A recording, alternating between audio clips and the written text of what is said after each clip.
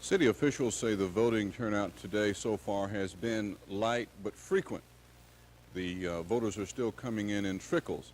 There has been some confusion at polling places. Some people have not known exactly which places they should go, and apparently some people have listened to others talk to them rather than city officials. The city clerk's office has been deluged with calls all day long, and with us we have City Clerk John Baker to help unravel what has been the cause of the confusion. What has happened, Mr. Baker? Well, people have confused their polling places with the one in which they voted in the general election. In 1975, when we had our first mayor council form of government, each voter was sent a card stating where he should vote, and this has not changed. The county registrar has the responsibility of notifying any voter whose voting place has changed. And they did send out some cards, but only those who have changed. Another problem we have had is the people moved out of their particular district and did not notify the county registrar.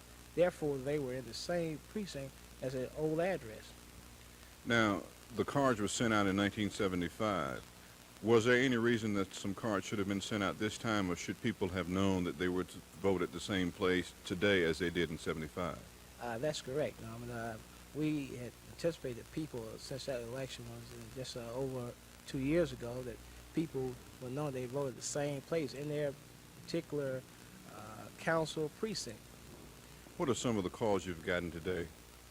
Well, they heard that their friends said they're supposed to vote one place, and they met people and they told them they vote another place, and they really haven't checked with the official election officer.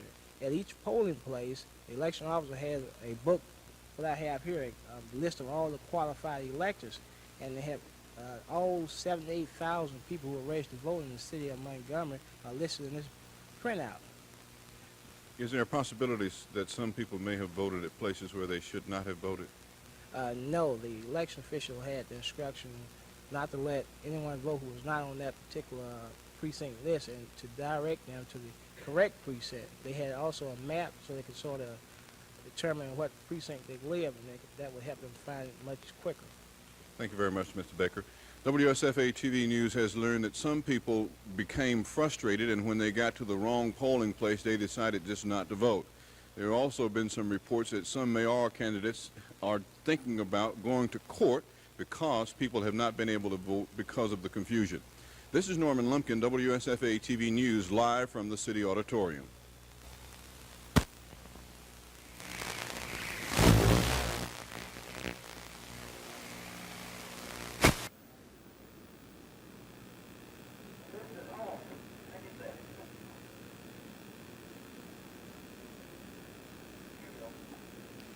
It wasn't long ago when Millbrook residents decided to make their community Elmore County's newest town.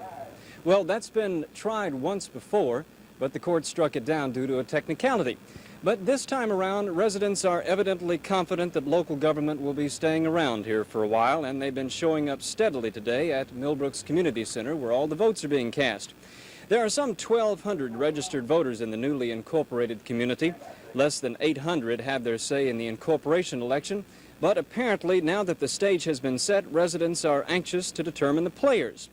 As of now, the turnout of the incorporation election has been surpassed, and by 7 o'clock, Millbrook residents will have elected a mayor and a 5-member council.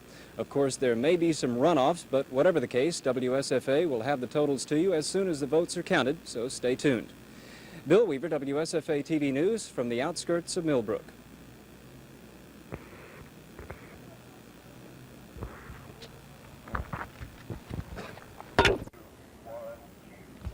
There's going to be a runoff in the Millbrook mayor's race between Rex Fronduti and Reginald Minner. Mr. Fronduti, what do you think is the top priority as Millbrook becomes a city?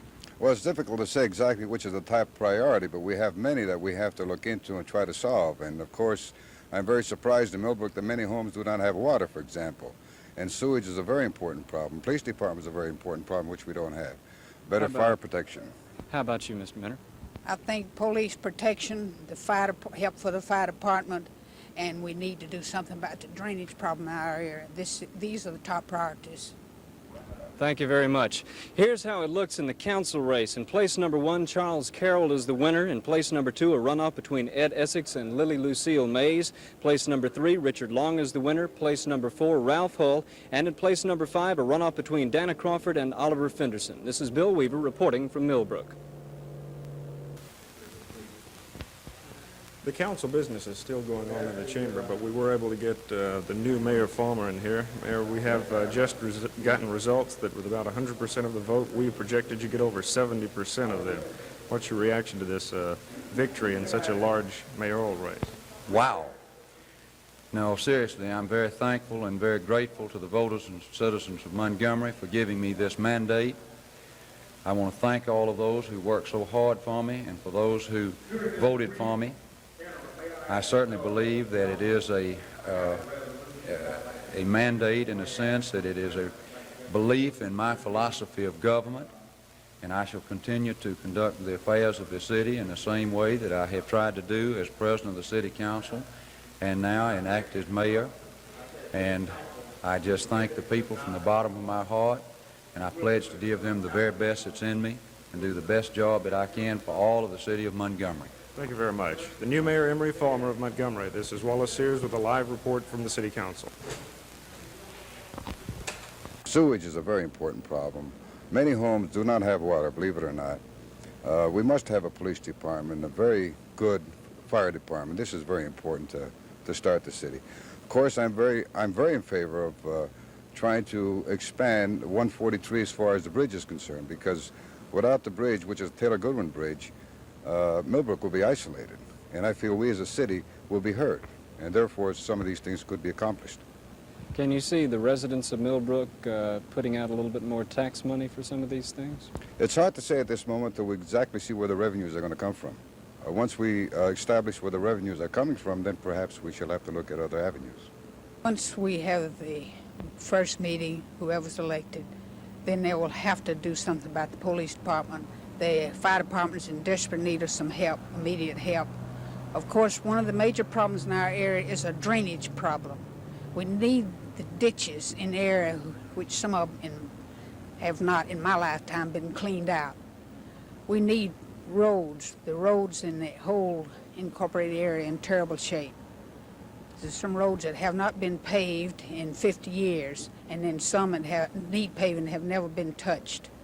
Now, there are some residents who fear that they'll be paying more tax money for a lot of these things. What are your thoughts on that? My thoughts are that we have a lot of retired and low-income people. I'm against any taxes with 2 exceptions. Those 2 exceptions are the sales tax, if approved by the people and the merchants. The other one is the city license schedule. Other than that, I'm against any further taxes. I was appalled, ashamed, and disgusted at the confusion that abounded today, and I'm sorry you brought it up, but having done so, here goes. Should have won. I have to bring that up. We didn't do our job properly, although there are 2 sets of laws, one dealing with the county and state election, which causes a confusion of difference in polling places. There is a city election, and those are the polling places that we were dealing with today. Proper advertisement was not done. Proper notification of the people were not done. Maps of the city council with polling places on them were not available immediately at the polling places today. Immediately upon hearing about it, I dispatched every staff member in the building that was available to take to the polling places additional maps, and by 9:30 the situation was beginning to ease. But we contributed to the problem. I accept the blame for something that I should have been more on top of, and it won't happen again. Well, isn't this our responsibility then to see the proper notifications done? You can bet your bottom dollar we'll know next time, and everybody in Montgomery will know if there's a newspaper, TV, or radio, or if we'll be flying flags. They'll know where they're going to vote, because it was our fault they didn't know, and steps have already been taken in that direction. We are seeking a clarification of what we can defend the city employees on, and that is the only issue that is before us. It has been raised by some that this was a political ploy. Believe you me, it was maybe one I would have left alone if I could have. But on the advice of counsel, I had to act. The appeal, the time for perfecting the appeal was the date of this letter.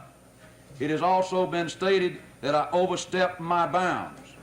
Well, last 2 weeks ago, when I did something different from Jim Robinson, I was criticized for that. This is precisely the procedure Jim Robinson followed, and now I'm criticized for following the procedure that we've been in business with for the last 18 months, and before that, in the previous administration. I'm saying to you, ladies and gentlemen of the council, in my best judgment, and in the judgment of the lawyers of the city of Montgomery, we needed to appeal this case so that we would know precisely how and when to defend city employees. Litica, Kerner, and Bush have nothing to do with this appeal. One of the hallmarks of our form of government in this country is the separation of power between the branches of our government. And to the extent that I can do anything about it, I intend to protect that. The people of this city have created a form of government separating these two branches of government. And they have elected people in certain capacity. And I intend to uphold the trust of the people that elected me, and I expect the same thing of my colleagues, and I would expect the same thing of the mayor. And my position is not a question of whether or not we ought to appeal based on the merit of the case, but the question of the presumptuous action on the part of the mayor, which I don't think he has the authority to do in this particular instance. Now, this business of administrative prerogative has no standing in this matter as far as I'm concerned, because I hold that the administration has no prerogatives over this council. Now, it is on those grounds that I oppose it, and it is on those grounds that I shall continue to oppose it.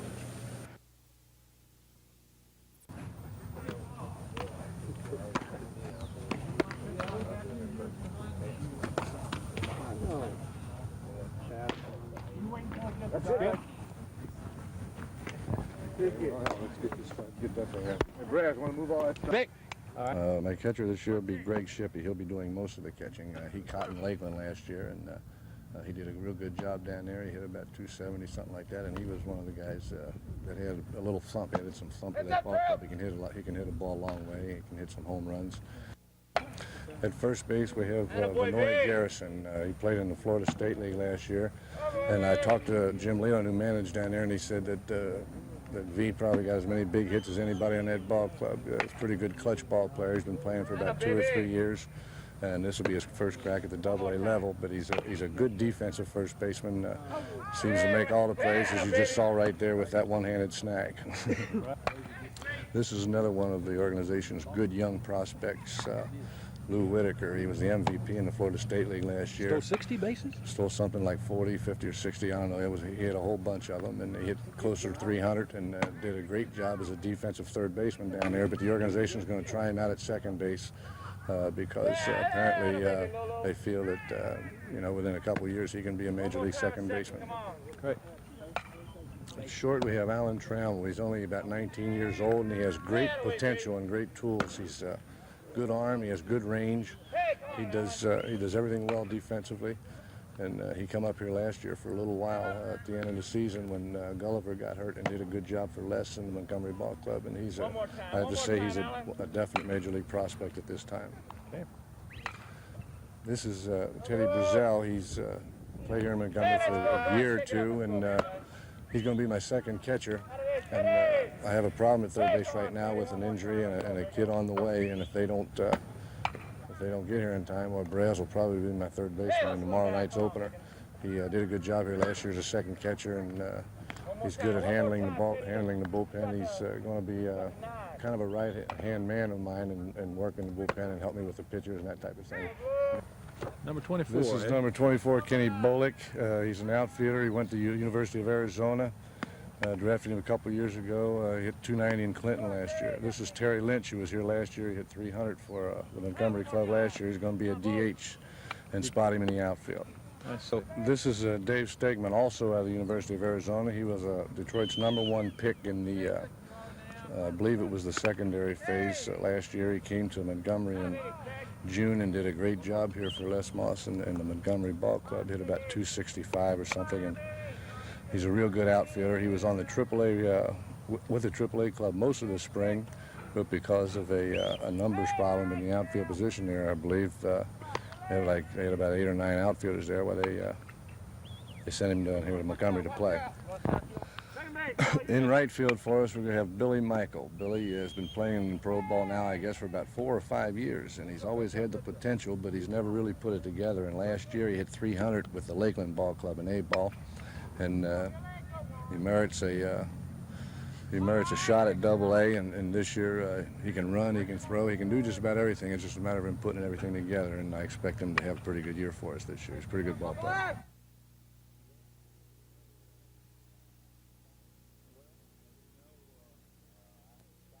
Well, as you know, I stoutly defend the proposition you don't spend any money you don't have, and that you take very good care of the money you have, and you're very quick to spot weaknesses in areas, and you do something about them.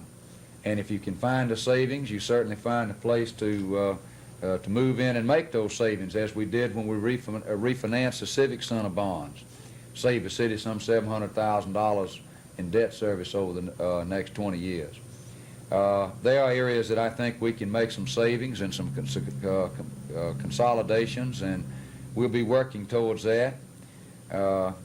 Basically, though, my proposition is to live within our means, find the best way we can to live within our means. Now, that doesn't mean that we're possibly not going to have some additional sources of revenue. We've got some worn-out equipment in the sanitary department that are way past the expected life, and we've got other equipment that's wearing out. We've got to buy police radios. We've got a lot of things that we need to do, and we'll just have to do the best we can with each problem as it presents itself. And then if the people say we want more goods and services, then the people are going to have to be willing at the same time to say we're willing to pay for them. If we go into additional programs, they're going to have to say, we're willing to pay for this. We want this, but we're willing to pay for it. You can't spend money you don't have, and that will be my bedrock philosophy.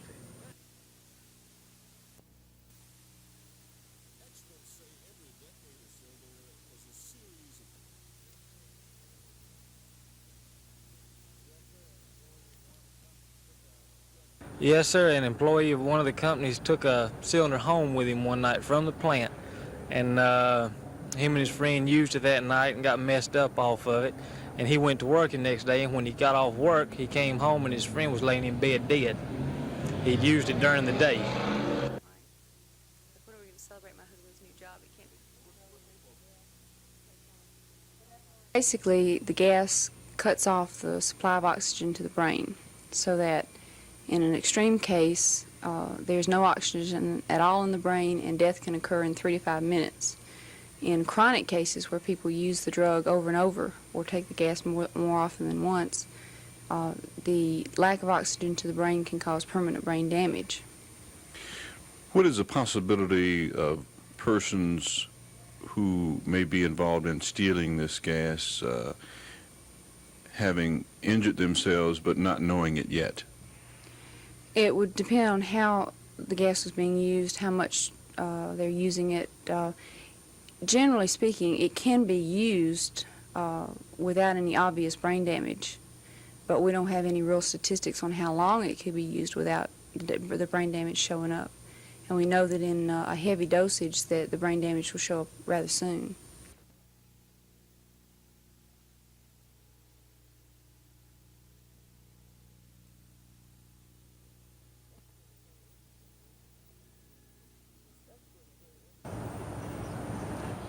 Experts say every generation or so it seems that teenagers discover that nitrous oxide will give a euphoric high. They also add that statistics show that a lot of people who experiment with the stuff don't return from the ultimate trip. This is Norman Lumpkin, WSFA TV News reporting. We felt that The public schools deserve to give our youth the opportunity to know about law and order and crime and punishment. Their need to know, we feel, is very great. So we have started a law awareness program in the public schools at the junior high and the high school level in order to help achieve this. How will you implement the program? We have right now short-range plans, being this kickoff tonight. In addition to that, we will have programs in each of the schools, hopefully before the end of this year. We will have posters and spot announcements like, if you can't spare the time, don't do the crime, or it's great to be wanted, but not by the police. This is a plan that we are instituting now. We intend for it to be a very long-range program. Hopefully, we can accomplish something if we could decrease the vandalism in our schools, but we hope to have some peer influence on our young people. Who came up with the idea of the program? Judge Randall Thomas came to the Board of Education with some very serious concerns of his as to the young people who had come before him, having no idea of some of the crimes and particularly some of the punishment that could be meted out. So we feel like we're addressing ourselves to the problem that he brought to our attention. I've been a pilot for about 8 years. I spent 4 years here as an instructor pilot in the T-38. Got the job I have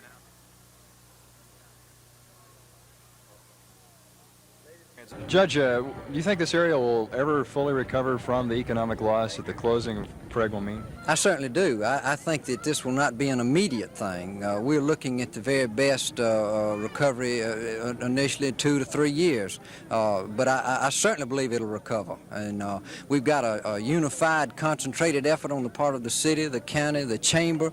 Everybody has a total commitment. With that type of attitude, we've got to go forward and recover. I'm not concerned about that now. It's this transition period that worries me most. So the feeling of bitterness is over at this point. Well, the bitterness is over with. I personally had some towards some politicians in Washington that led us down the merry-go lane, but I'm not going to get into that because Selma's faced hard times before, and we've always come out on top, and we'll come out on top in this. But as the judge said, it probably will take anywhere from 3 to 10 years. But hopefully we won't be just zero during that first year. We'll have something on here then, but we'll get through it, and we'll be as strong as Selma. It's always been a Selma here back historically, and we'll be a strong Selma in Dallas County.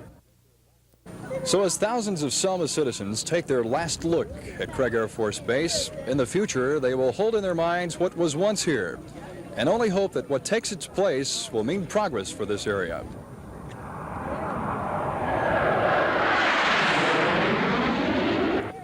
Lee Webb, WSFA TV News, Craig Air Force Base.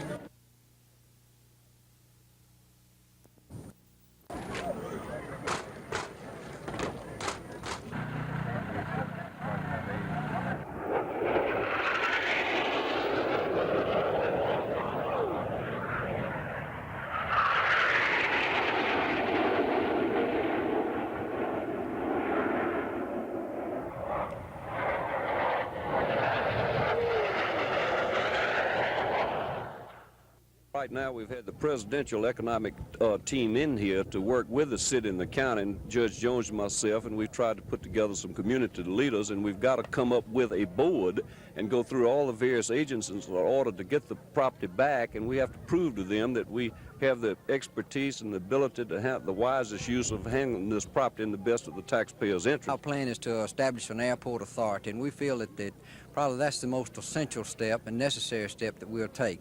We can develop this authority and make our overall long-range plans around it, and that includes developing industry, any other use that we might have. And along with that, we've got to develop a use plan for the base that will meet certain criteria.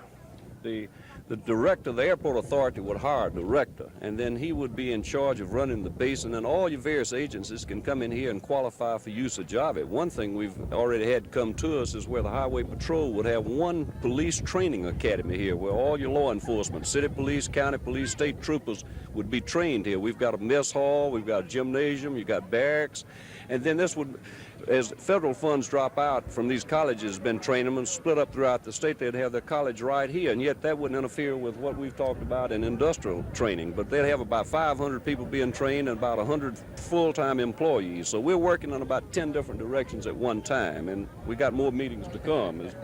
Judge, do you think this area will ever fully recover from the economic loss that the closing of Craig will mean? I certainly do. I think that this will not be an immediate thing. We're looking at the very best recovery initially in 2 to 3 years. But I certainly believe it'll recover. And we've got a unified, concentrated effort on the part of the city, the county, the chamber.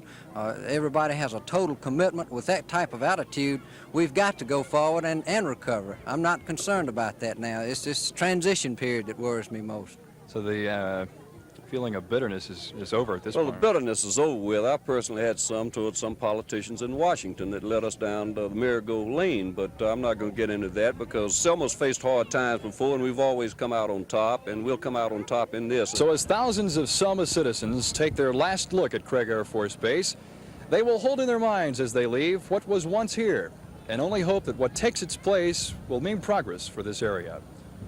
Lee Webb, WSFA TV News, Craig Air Force Base.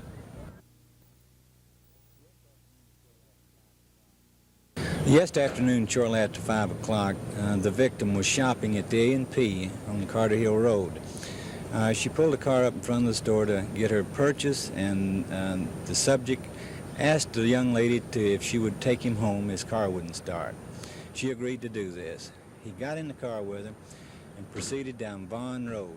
At this time, the young lady just thought that she was taking him home. And they turned off about 15 miles down Vaughn Road. They turned off on a dirt road, and this she did. At the second dirt road, this is where she refused to go any farther. The gentleman pulled a pistol. At this point, there was a struggle. The young lady jumped out of the car, ran, and at this time, the gentleman shot her 3 to 4 times. After he shot her, he then raped her, and then brought her back to Montgomery and parked her car in front of her house. And he then left the scene on foot. What is the condition of the victim at this time? She's stable and in guarded condition in the hospital. Chief, how prevalent are incidents like this in the city? Well, here lately we've had a rash of them, and it seems that it's growing daily. You don't have all the answers for possible victims, but do you have any recommendations you would give to the female residents of the city? Absolutely. At no time should any female get in a car with a stranger. She should never let a gentleman, maybe she's seen him before, or she never let him in the car with her. When they're driving, drive with the car doors locked. And if possible, when they're out in the late evening, travel in pairs.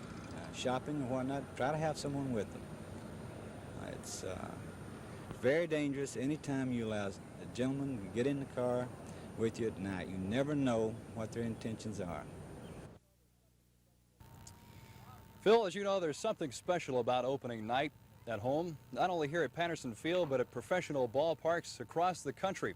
It marks the beginning of the new season at home. But here at Patterson Field in Montgomery, there's something extra special about opening night at home. For one reason, the Rebels have a new owner, and Paul Fife, who's on my right, and on my left is the Rebels' new field manager, Eddie Brinkman. But the main reason this is extra special tonight, the Rebels have been doing extremely well in this early season. They started by sweeping a 3-game series from the Columbus Astros, the same team the Rebels are playing tonight in Columbus. And in doing so, they scored 25 runs and only gave up 7. Eddie, I guess that's a great way to start the season. Well, it sure is. You know, going into the season, I was very optimistic. You know, I knew I had some kids that could run, and I knew I had some kids that could catch the ball, and I figured our defense would be pretty good. But I didn't really realize that these kids had the punch and could score as many runs as they have up to this point. Of course, you know, things could change, but if they keep swinging the bats the way they have been, they're going to score a lot more runs than I anticipated, and I'm looking forward to a good season from them. I talked to one of the ball players beforehand. He said that this club is a single and double type ball club. Right. We don't have anybody that you could say is going to hit the ball out of the ballpark consistently, but we do have some kids that are capable of hitting the ball in the gaps. Have some kids that are going to get a lot of leggers, infield hits, and this type of thing, and keep the momentum going and keep the kids running around the bases. You know, and if you can generate an offense and keep the defense moving, well, you're going to score some runs. Okay, Phil Snow is back in our studios now, and I believe he wants to ask you a question. Yeah, Phil.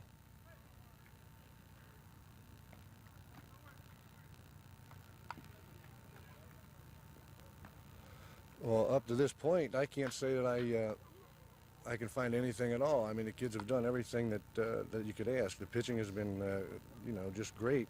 2 kids threw 6 innings of no-hit ball, plus the defense has turned over 4 double plays and turned in some great plays. Plus the hitting, you know, you might say that they've done everything up to this point. And I'm just keeping my fingers crossed and hoping we can keep this streak up for a while. Thank you very much. Okay, the Rebels, as we said, have a new owner this year in Paul Fife, and the ballpark looks magnificent. I guess you're excited about this night as well. Oh, I'm thrilled to death, of course, Lee. Tonight is going to be a big night because we're going to introduce our fans to Monty Rebb, our new leader in enthusiasm here at the ballpark. We're going to have some prizes, and possibly more important than anything else, I think Montgomery is going to see a very exciting ball club. We were talking with Ed a moment ago. Gonna see some good hit and run baseball. A lot of excitement, and as I say, I'm tickled to death. Good to have you in Montgomery. Okay, the ball game is on 7:30 tonight at Patterson Field, and we have absolutely ideal weather conditions for the game tonight. Back to you, Phil.